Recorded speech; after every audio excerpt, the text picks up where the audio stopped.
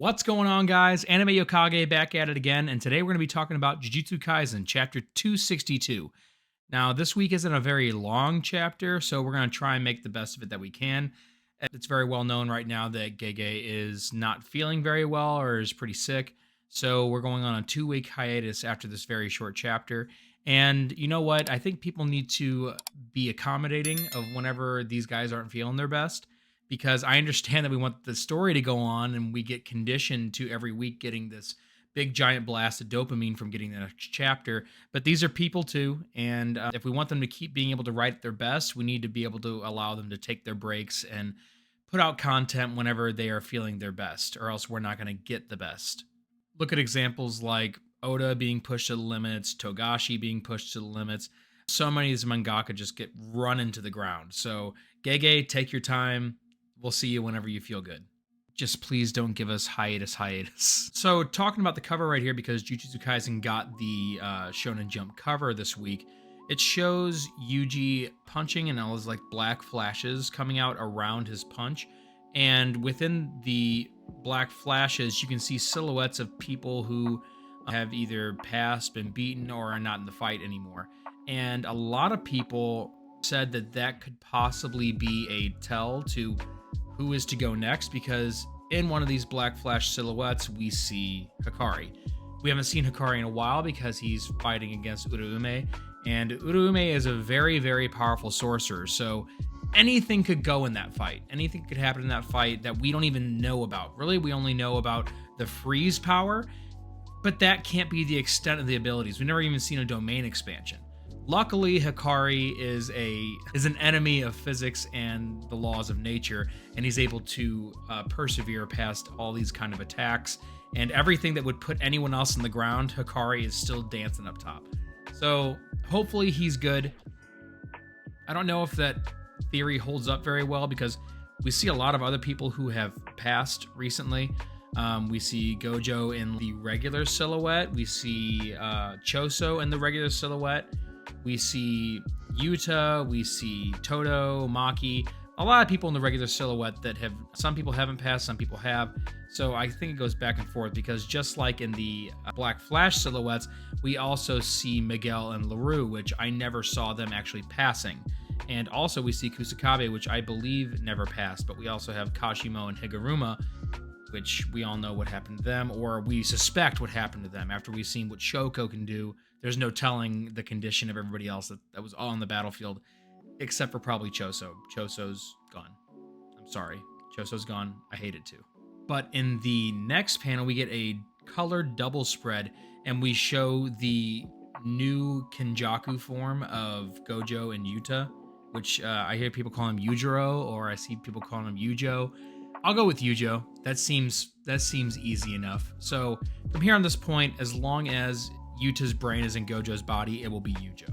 But it shows him back to back with Sukuna himself, and this is a beautifully drawn double spread. And I don't know if I saw this, people talking about this on social media, that we don't think that Gege really hates Gojo, because he keeps drawing Gojo so well. He never insults him with his drawing, and it seems that the longer that Gojo got brought up in the story, the better and better and better that he drew Gojo. I think it's another play on Gege's part to make us think that he hates Gojo, just so that all of us would be maybe okay with the fact of Gojo not coming back, which he's not technically back. He's not. There's still a chance, I think, by theory standpoint, but he's not back right now. It's Yujo, it's Yuta controlling that body. But it's addressing here that Sukuna and Gojo are both facing off against each other in altered forms. Sukuna being his Heian era form, and then also Gojo being his Kenjaku Curse Technique Yujo form. We jump back right in the story where we left off, and it shows Yujo and Sukuna both performing the same kind of hand sign that Gojo used to perform, because Sukuna doesn't have his other hands in order to enact his hand sign, so he adapted Gojo's old hand sign. We can see here that it actually pulls into Gojo's original barrier that he had used to counteract against Sukuna, which it's that kind of shrunken barrier that's like the size of a basketball. And he did that originally to make up for the density, so that whenever Sukuna tried to jump his other domain on top of it to crash the barrier, it was so dense that it would not break. It would simply just push it down. And Yuta is able to utilize how to do this because he has Gojo's memories. And with Gojo's memories, he should be able to use all of his attacks and techniques to their highest proficiency, just like Gojo could. But we see here, it is not the case. And it explains that here that he's able to counteract the shrine technique. And that's exactly what the shrunken barrier does. It makes it to where the unlimited void can withstand the barrage of attacks from Malevolent Shrine from the outside for 3 minutes, it states here. We get an exact number, it's 3 minutes. But as we remember, Malevolent Shrine isn't at its fullest. It's like this weird amalgamation, pseudo-Malevolent Shrine, and Sukuna's able to bring this forth with a binding vow of making sure the domain only outlasts for 99 seconds. And he's able to reverse this and make the Malevolent Shrine last longer by shrinking down the range and potency in which Malevolent Shrine would normally attack. Since he doesn't have to attack anyone else and he's only concerned about attacking Yujo, it's an easy call to try and reshape that binding vow to make it to where it's only going to attack Yujo and stay alive for a longer period of time in order to possibly outstand or outlast the 3 minutes that Yujo has to put on for his domain. I know, this is all so confusing, but that's what makes for a good story, right? That's what makes a good story. So since they're both very concerned with this 3 minutes, Yujo says, within 3 minutes, I'll make sure that I'll beat down Sukuna enough to where he can't enact Malevolent Shrine anymore and we can beat him. Then Sukuna is thinking at the same time, I'll destroy him within this 3 minutes and then expand the range of my Malevolent Shrine in order to kill everybody within its range. Which I still don't think it'll work because I don't think Sukuna is learning, and considering that Boogie Woogie is still out there. Even if he was able to break through, kill Yujo, and expand the range, within a second, Boogie Woogie can take everybody out of the range of any kind of attack he's going to. And it's not one at a time anymore. He can do 50 times a second. So there's nothing that Sukuna can throw at everybody that would make it to where Todo couldn't get everybody away. He is the ultimate trump card at this point. We see Yujo cooking up a blue, it looks like, on his side in order to pull Sukuna in and attack him. But before he even has a moment to even cook it up or react, Sukuna speed blitzes him just like Gojo did in their fight. And it's funny, Yujo punches at Sukuna and Sukuna is actually being able to use one of his nubs in order to divert and block the attack away, basically parry it. And even with Infinity activated, Sukuna is still able to attack Yujo. He's able to land a punch, and he's able to do this because within his domain expansion, he has enacted domain amplification, which, if you guys remember how domain amplification works, you are not able to use your curse technique anymore at the cost of you being able to destroy or bypass any other curse techniques. So within this domain amplification, Sukuna is not going to be able to use Cleave and Dismantle. But it came as a surprise to Yujo because normally sorcerers aren't able to pull off something to this extent. This is a top tier move. Pro gamer move, as some like to call it. Sukuna's the only person that is capable of figuring this out and enacting it within a battle in a split second. So of course it's going to catch Yujo off guard, and especially being hit whenever he is expecting Limitless to be able to make it to where he's not going to get hit in this fight. The only thing he would have to be worried about is the world-cutting slash, he thought. And Sukuna is thinking, naturally, you wouldn't know that I can do that because the little crows you've had flying around wouldn't be able to see that within a domain. But it doesn't make a lot of sense because it happened to Gojo before, which Yuta has all of Gojo's memories at this point. So it's not something they would have had to observe from the outside with the crows.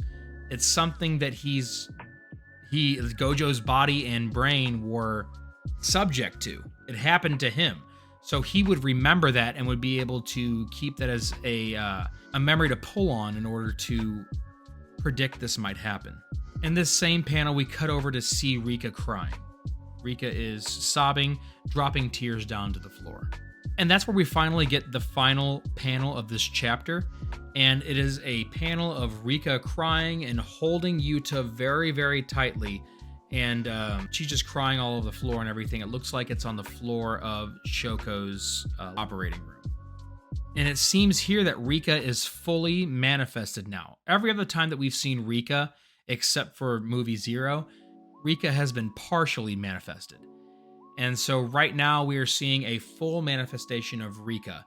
And I don't know if that's just because of the severity of the emotion of what's going on, but it seems that if he were dead, if Yuta were dead, which I know that he's not dead, he's in another body. It seems that if he was dead, that Rika would be released.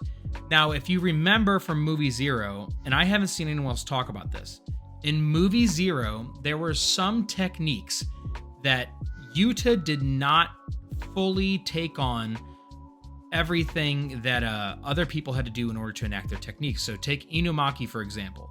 Inumaki pulls down his half hood around his mouth, and it shows the tattoos of the cursed speech. And whenever he does cursed speech, depending on how powerful and severe the command, that is how much the backlash comes back and hits Inumaki, thus making his voice rip apart. And it makes it to where if Inumaki knew reverse curse technique, it would be one of the most broken techniques ever in the series. That's all he has to learn to make this one of the most broken techniques. It already is amazing, but because the backlash is so hard, it's not like he can use it in longevity with a lot of stamina. Again, I got sidetracked, but if you remember in movie 0, whenever he copied Inumaki's technique, he had Rika give him a version of the technique in the form of a megaphone. And that megaphone had the tattoo on the side of the megaphone. And he used such a powerful command as die. And whenever he did that, all the cursed techniques got blown away and destroyed and dead. Why do I bring this up? Because I feel as though Yuta's brain didn't come out. And if we look at Yuta right now, the top of his head is on, and there's no stitches. It looks like at a certain mark that there is blood coming out, but the top of his head is on. Now, why would they do that even? Why would they do that? Wouldn't you make it to where if he had to swap back that you would keep that part off and just kind of freeze the state of the body with Todo's brother? I feel like you would do that in order to make sure that the body didn't decay anymore or didn't die completely. It just froze it in stasis. I think that Yuta's brain is possibly still in his own body. And Yuta, just like whenever he copied Inumaki's technique, is doing a mimicked version. So picture it with me, and I'll see if I can put up a visual here. Think of Gojo's head being there and him transferring his soul or his consciousness into Yuta's body, which we both know that two souls can inhabit a body. Because Geto's soul, along with Kenjaku's soul, were still in the same body. The body and the soul are one, as we got in that explanation. Plus, we see that Sukuna and Yuji are two within the same body. We see that Sukuna and Megumi are two within the same body. We see that Angel and Hana are two within the same body. So it's very well known that two souls can inhabit the same body in Jujutsu Kaisen. I think that Yuta has transferred his consciousness and his soul to Gojo's body, taking over the body, since its reverse curse technique healed all the way through. And those marks on his forehead, the stitch marks that Kenjaku enacts with his curse technique, once the 5 minutes are up of him using it, those will dissolve and disappear and leave a perfectly good head of Gojo that was there to begin with. It'll simply disappear, showing that the technique is done, and Yuta's soul and his consciousness will flow back into his other body, his original body. That's why I think that Rika is freaking out right now, holding the body so tight.